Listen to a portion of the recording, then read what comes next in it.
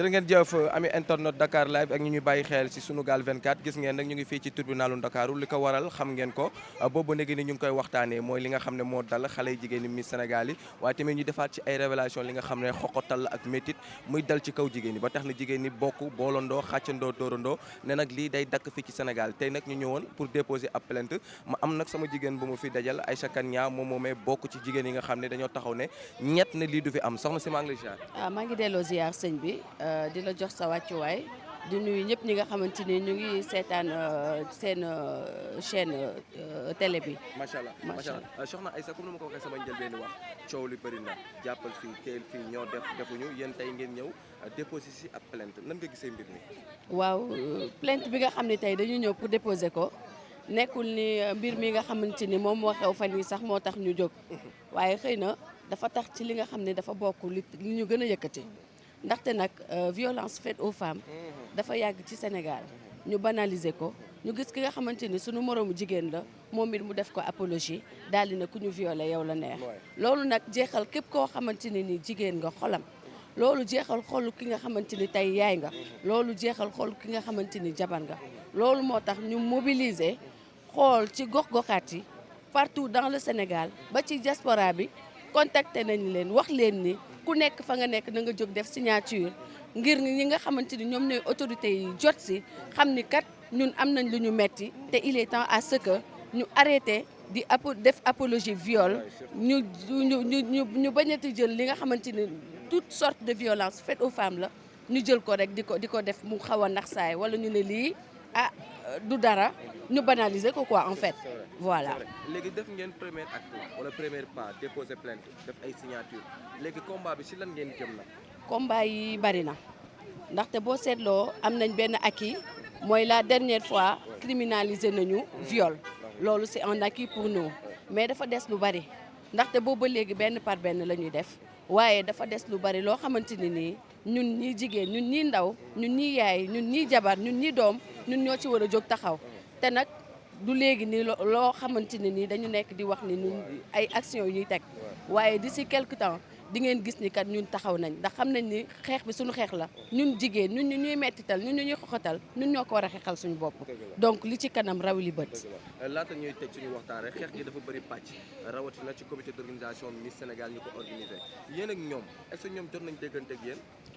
waa am na si ñoo xam ne jot nañ déggante tamit il faut que tam ngeen xam ne jigéen yi fi ñëw ñëpp nekkul jigéen yi nga xamante ni ñëppay déggante ñi fi daje tey kenn xamul keneen ku ñu ci bari ndaxte ay mouvement yu bari la comme man mi di wax ak yow man maa nekk ki nga xam ne man maa jiite mouvement international aar jigéen donc mu nekk ci biir Sénégal nekk tamit au niveau de la diaspora ma nekk nag di xeex ak yelleef jigéen comme it sama yeneen moroomu naataango yi nga xamante ni ñu ngi fi ñoom tam ñu yor seen ay mouvement donc ay dox daje la ñoo xam ne tey xol yee jógandoo ñëpp daje fi donc man personnellement déggantewuma ak ñoom waaye xeex bi nee naa la Miss Sénégal dafa tax rek ñu jóg waaye du xeex boobu kese moo ñu tax a jóg yeneeni xeex la ndax chaque jour nga dégg jigéen bu ñuy xoxatal chaque jour nga gis en général dañu daan gis góor moo daan xoxatal jigéen góor moo daan violenté jigéen mais bu ñu demee ba jigéen di violenté jigéen loolu nag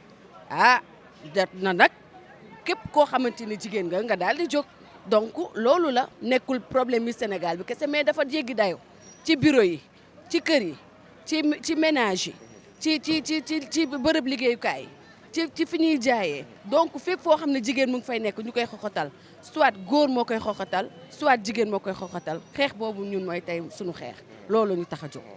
Sokhna Aïcha, juste en français par rapport à ce qui se passe en ce moment-là au Sénégal, surtout ce qu'ont fait les femmes du Sénégal, vous voulez d'expliquer quelque chose de très important, surtout le comité d'organisation de Miss Sénégal, Amina Badiane, par rapport aux femmes, la violence faite aux femmes. Voilà, je vous remercie. En tant que présidente du mouvement Aar Jigéen, je suis venue aujourd'hui apporter mon soutien par rapport à toutes les femmes qui sont en train de vivre vraiment des violences. Donc nous sommes venus partout dans le Sénégal et même dans la diaspora pour apporter vraiment notre pierre à l'édifice. Parce que pour nous, il est temps à ce que les gens arrêtent de violenter la femme. c'est le moment vraiment de montrer tout, par exemple, tout ce qui nous font mal par rapport à la situation de la femme. Voilà, tous les actes barbares. Donc nous sommes là aujourd'hui pour montrer aux autorités que maintenant, c'est à nous de prendre le destin de la femme en main. C'est à nous d'aider aussi nos mamans, d'aider nos sœurs, d'aider nos filles pour que toute sorte de violence soit vraiment arrêtée.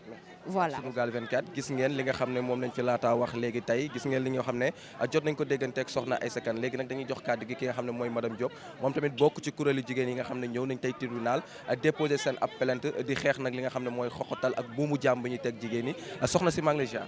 maa ngi lay delloo ziar. ça va alhamdulilah. macha allah tey ngeen ñëw fii ci tribunal Ndakaaru par rapport ak li ngeen déposé seen plainte nan nga gisee mbir mi.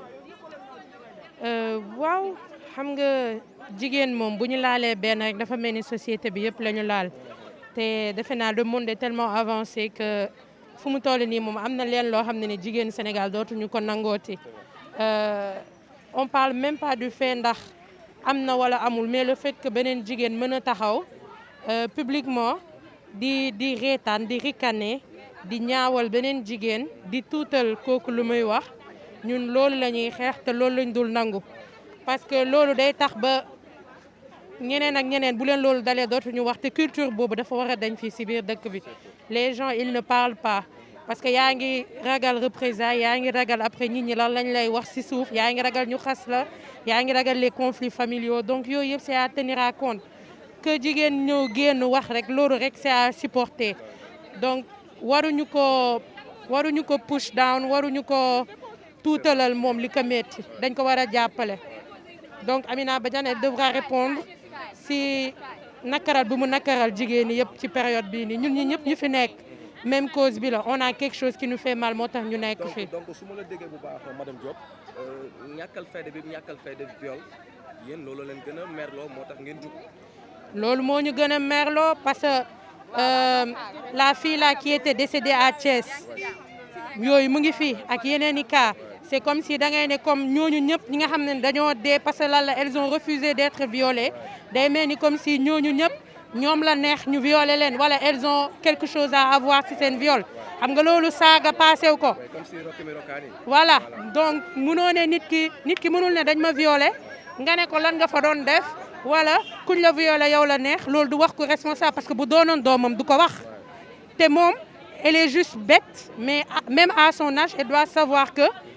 boo amoon nit 80 ans mën nañ la violer en tant que femme doole jigéen ak doole góor bokkul donc ñun waxuñu sax le fait que ndax Fatima elle a été violée oui ou non ñun la ñuy kaas mooy moom ñàkkal fayda bu mu ñàkkal fayda viol ñàkkal fayda bu mu bëgg a ñàkkal fayda jigéenu Sénégal parce que yenn éducation moo koy mottali am tuuti compassion am tuuti empathie mais moom amu ci benn parce que mënuñu la wax ni que diw nee na dañ ko violer yow li nga njëkk a def sa première réaction reetaan la wala moom bu ci xamee dara nañu wax xëy na moom xam nañ ci ñun luñ ci xamul nañu wax. léegi def ngeen plainte yéen a ngi ci combat bi. léegi fu mu ne nii lan lañ mën a xaaraat ci yéen jigéen ñi mbaa du ngeen génnee production naa rek kuuru rox. non tout sauf ça on est dans un pays civilisé on va pas faire ça lépp loo xam ne daal yoon may nañu ko dinañ ko def incha allah duñ ko bàyyi mu sedd te nag na xam ne ni. manipulation bu muy def di jéem a porter plainte ay ñoom Mamiko defu ko waxu ko elle a son plateforme bu ko neexee mu def live am ku mu bëgg mën nga dugg on est dans un pays démocrate moom du moom mooy décider lan la nit ñi di wax moom instant bii nii moom la ñuy tëggal sabar na ñëw wuyu ji moo gën muy dof lu di porter plainte ay ñoom Kader Gadji en passant buñ ko fàtte aussi parce que si góor yi yëpp Kader Gadji laa si gisagum ak Mamata bu Jamra ñooñu laa si gis ñu réagir gum alors que y a beaucoup d'hommes combat bi du combat jigéen yi kese combat yi góor yi la aussi donc na si ñëpp ñëw ñu jàpp si ñu bañ a bàyyi mu sedd parce que bu ñu bàyyi mu sedd rek mun na dal yow sa sœur mun na dal man mi sama doom ak ñeneen nañu fexe ba képp ku jógate di wax nonsense yooyu noonu ñu arrêté la ba nga xam ne ni ku am wax yooyu noonu na nga ko yemale sa biir kër mais doo toog si média bi di wax genre wax yooyu noonu di def apologie bi keneen ku ko dégg foog na ni tu as raison alors que c'est du lu nice du lu rafet te tam du suñuy valeur nit da ngay am éducation mais elle n'a aucune éducation ngeen baal ma ci wax bi merci beaucoup merci.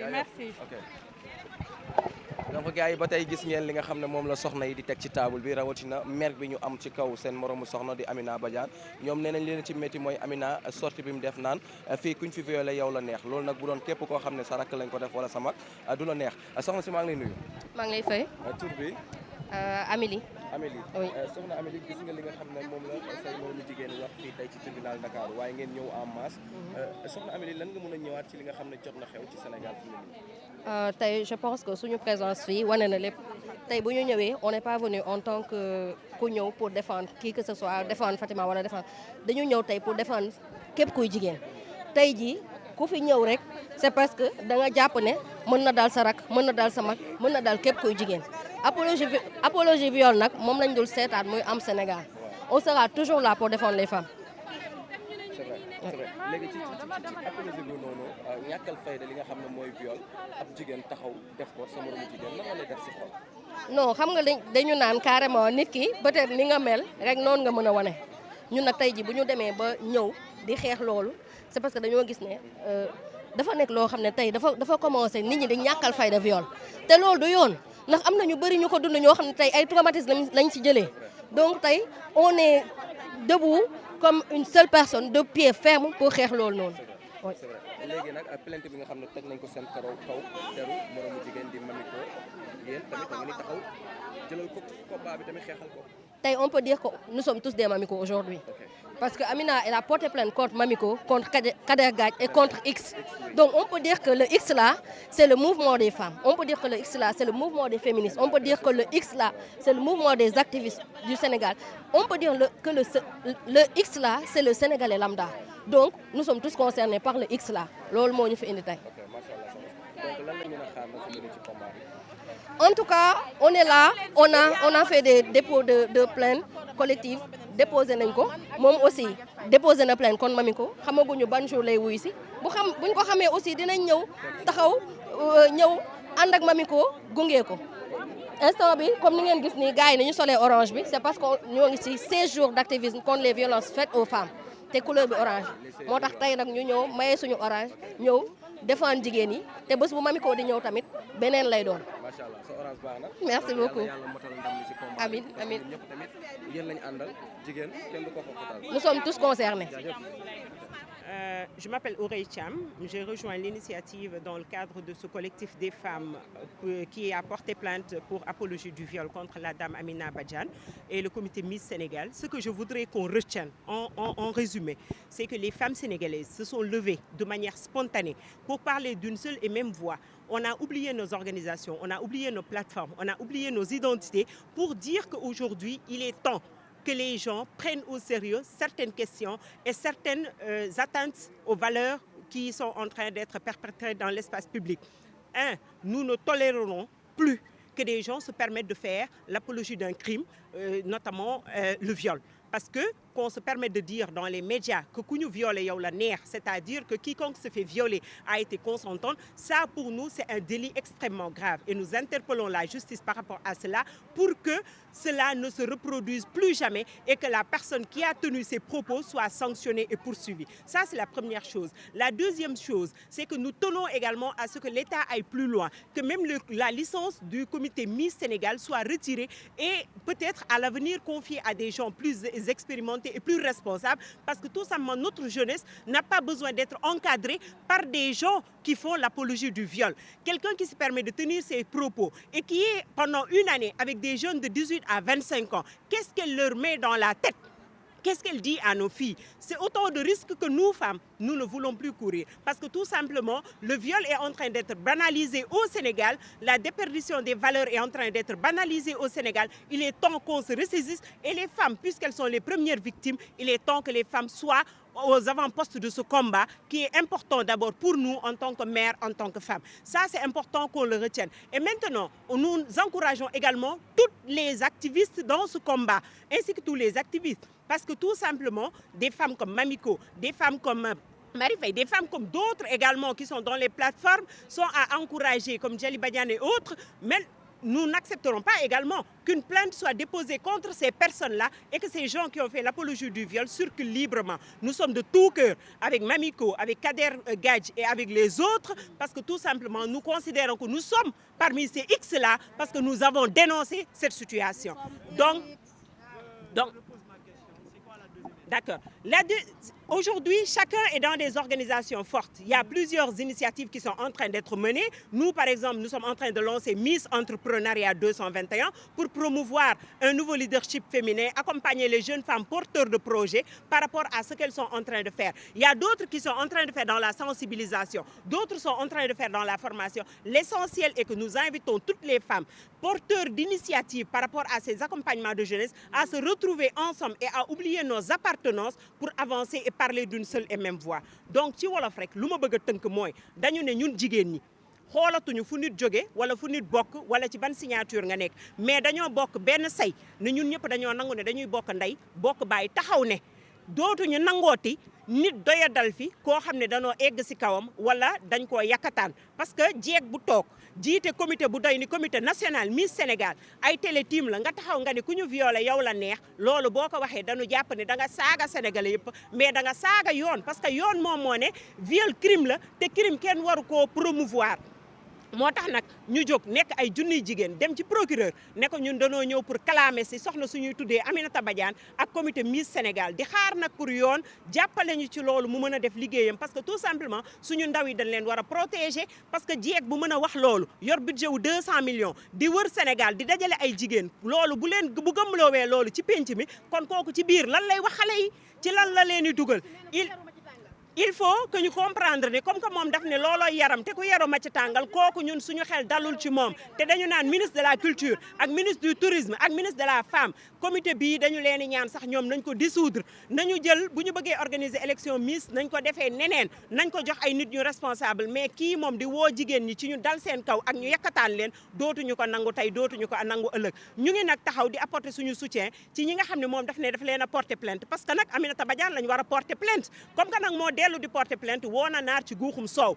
jigéen ñëpp taxaw nañ pour taxaw ni lii dootu fi amati te vraiment ñu ngi rafetlu initiative bi di encourager ñëpp ci initiative yi ñu nekk di ñaan presse bi it mu gën a jàppale jigéen ñi nga xam ne dañ nekk si combat bi gën a accompagner organisation de femmes yi pour que suñu baat nit ñi mën ko dégg xam ni ndawu Sénégal jigéenu Sénégal dañoo taxaw pour aar leen. waaw maa ngi leen di nuyu di leen sant maa ngi tudd Codé Aïcha Faye. waaw plainte bi dem li ko waral moom bëri na waaye li si ëpp solo mooy li Amina Badiane wax ci viol def apologie bi maanaam banaliser ko daal mel ni viol moom du daara comme nee na ku violé dañ laa daf laa neex na ku ñu violé daf la neex xëy na moom daf koo neex mais ñun neexuñu ñi nga xam ne violé leen neexu leen te ñi nga xamante ne tamit am nañ ay parents yoo xam ne dañ leen violé neexu leen loolu moo tax tey ñu jóg comme nekk benn nit dem déposer ji plainte au niveau du tribunal de Dakar. yan action ngeen nar a mener pour moytu parce que maa ngi dégg ngeen wax pétition. pétition bi tàmbali nañ ko ba pare pétition bi ñu ngi soxla woon 35000 votants 35000 signatures léegi ñu ngi ci 75000 suñu noppee dinañ ko yóbbu ci ministère yi nga xamante ne ñoom ñoo war a saytu mbir mi déposer ko fa li ñu bëgg mooy ñu retirer licence bi ci loxo Amina Badiane li ñu bëgg tam mooy comité bi nga xamante ne moo fi nekk nii nekk comité Miss Sénégal ñu dissoudre ko maanaam mu seey dootul nekk ñu wut beneen comité bu fekkee dañuy delluwaat ci ab biiru Miss Sénégal. pour l'heure ci xayma ñaata plainte lañ jot a déposé. ah xam naa daal ëpp na ñaar téeméeri plainte te ba léegi jigéen ñaa ngi joxe ay plainte pare guñu léegi dañ comme tribunal dañ fay bañ ay ndajeek ay taxaw fa def ay interview moo tax ñu ne ku def sa plainte ba pare nga ñëw fii fekk ñu maison de la presse ñu waxtaane action yi nga xam te ne moom la ñu war a def. ngeen accompagner victimes yi wala. loolu moo ñu tax a jóg accompagner victimes yi ndax commencé woon nañ sax benn jéem a dajale xaalis mais jigéen ñëpp tàmbali woon nañ ko mais comme biñu naan kii plainte naak plaintul moo tax ñu ne nañ ko arrêté ba ci kanam waaye incha allah moom dinañ accompagner victimes yëpp liñ si mën suñu kéem talaay kàttan dinañ ko def. sànq maa ngi dégg nga ne yow li leen soxal rek mooy soxna yëpp yi nga xamante ne dañoo nekk ay victimes lan moo tax kon dégguñu leen woon ci affaire Adji Sarr Sonko. ah soxna si nag Adji Sarr Sonko xam nga moom ma nga fële mi ngi déjà tribunal kan moo leen tam dégguñu ñun jigéen ñëpp lañ fi nekkal utuñ ci kumba utuñ ci sàmba léegi nag moom ñun Fatima bu tëboon ñëw def dinañ ko jàppale mais li kee wax la liggéey ni viol ñun ci viol bi la ñuy njëkkee ba noppi moo banaliser gi ñu ko bëgg a banaliser loolu moo ñu metti mais Adji Sarr dossier mi ngi tribunal duñ ci mën a wax fii ne Fatima bu porté woon plainte dossier bi dem justice dootuñ ci waxati dañuy xaar yoon def liggéeyam. léegi kay xoolal yow ñëwal fii kii ñëw fii.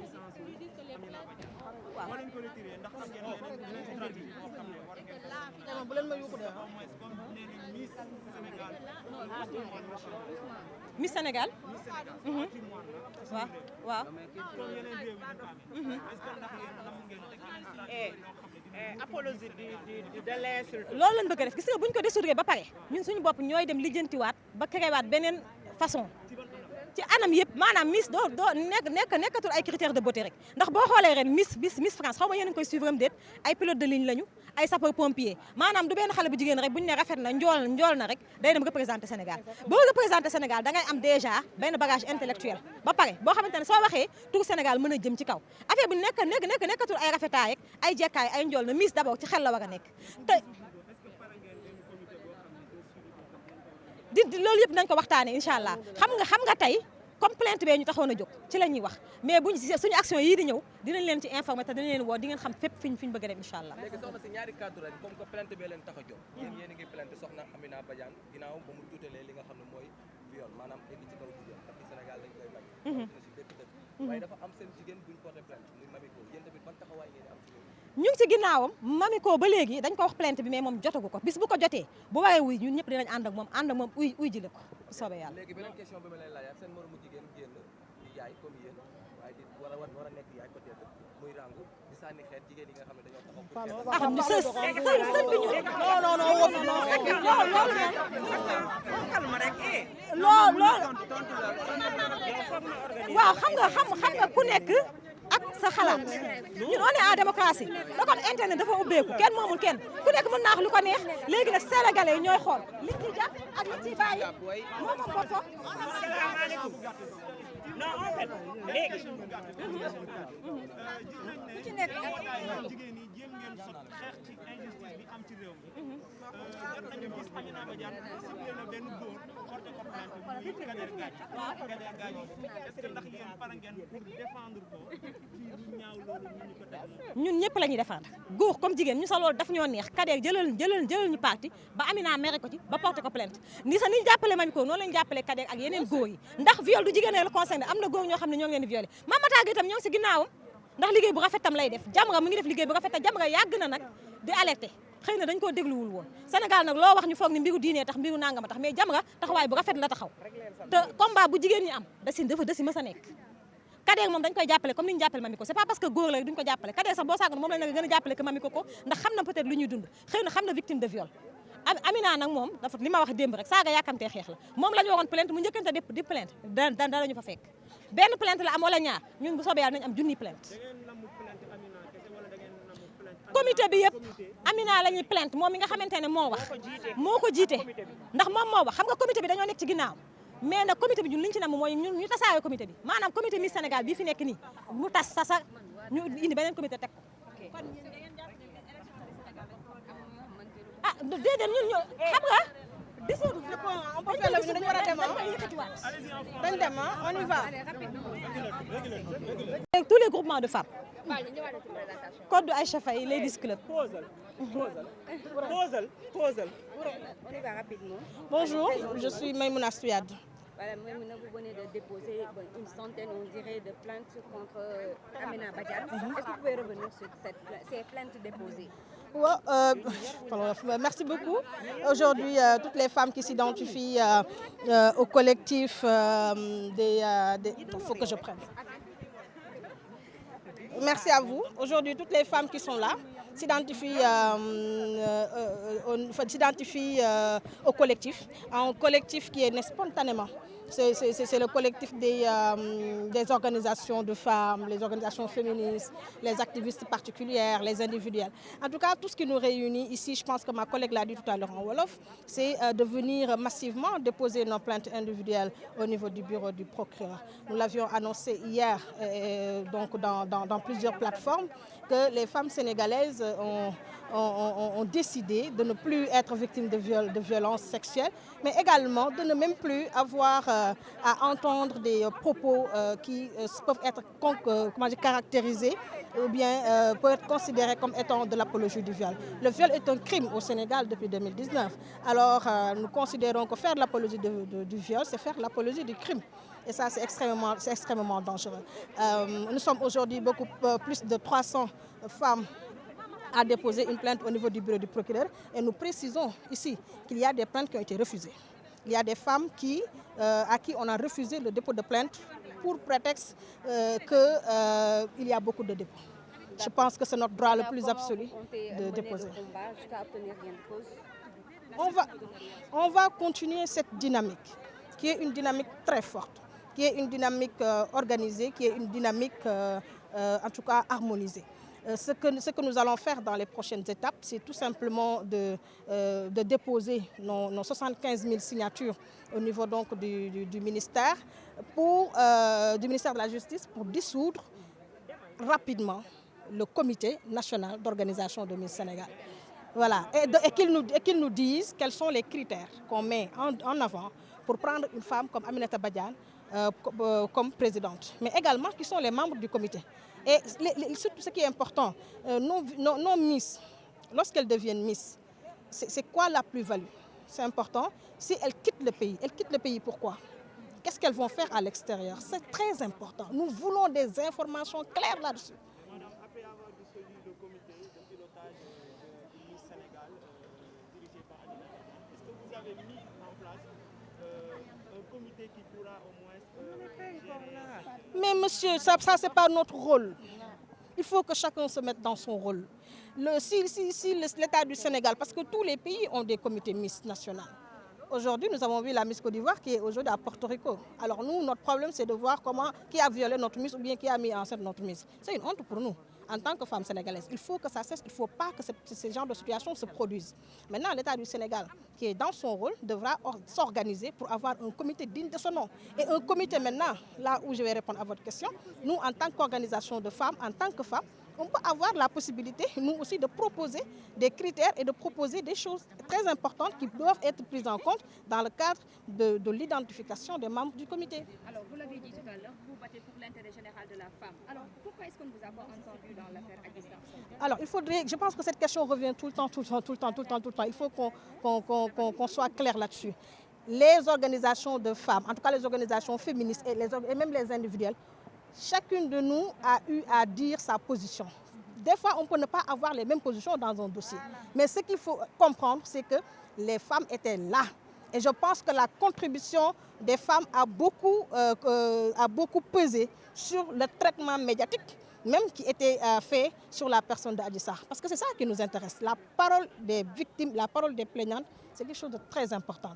Alors l'affaire Adji Sarr est entre les mains de la justice. Laissons la justice faire son travail. Nous, on a fait ce qu'on avait à faire parce qu'il était inacceptable qu'on puisse s'acharner sur la victime, parce que le rôle de la presse aussi, ce n'est pas de dénigrer la justice. Et c'est une façon pour nous de dire qu'il faut qu'on parle du traitement médiatique qu'on fait sur les victimes de violences sexuelles. Les médias font des publications très sexistes par rapport aux victimes de violences. Ça aussi, ça fait partie du combat.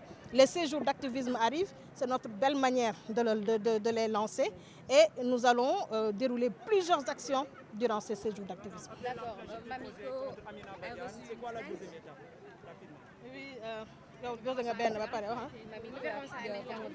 une plainte ainsi que Kader Gadji. Comment vous comptez les soutenir? Alors, vous savez, nous sommes là pour tout le monde. D'abord, cette mobilisation, ce n'est pas une mobilisation pour Mamiko. Ça, il faut qu'on le sache, mais c'est une façon pour nous également de dire que nous la soutenons en tant que femmes.